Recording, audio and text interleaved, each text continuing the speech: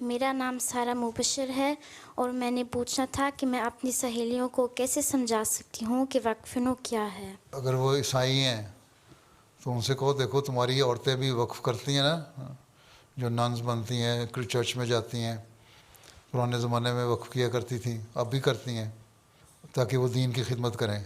اسی لیے ہم نے بھی اپنے آپ کو وقف کیا کہ دین کی خدمت کریں۔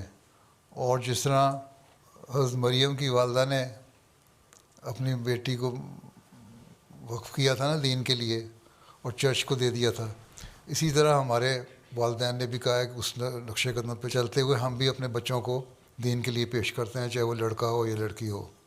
اس لیے وقف نو یہ ہے کہ ہمارے ماں باپ نے حضرت مریم کے والدہ کے نقش قدم پہ چلتے ہوئے ہمیں وقف کر دیا تاکہ ہم دین کی خدمت کریں۔ اور جن کو مذہب سے تعلق نہیں ہے ان کو کہو کہ ہم ایک خدا کو مانتے ہیں، اور ایک خدا کی تعلیم یہ ہے کہ اس کی عبادت کرو اور ایک دوسرے سے اچھا سلوک کرو، اچھی باتیں کرو، ٹھیک ہے؟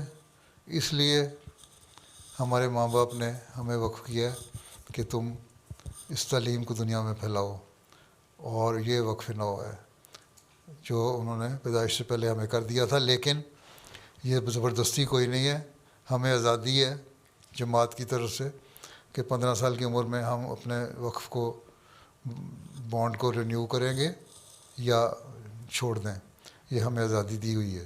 اس لیے یہ کہنا کہ زبردستی ہمارے سے ہو رہی ہے، زبردستی نہیں ہو رہی، ہمیں آزادی ہے۔ ایک عمر کے بعد ماں باپ کی ایک خواہش تھی، انہوں نے وقف کر دیا۔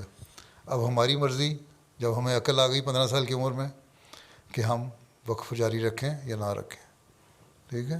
جی جزاک اللہ۔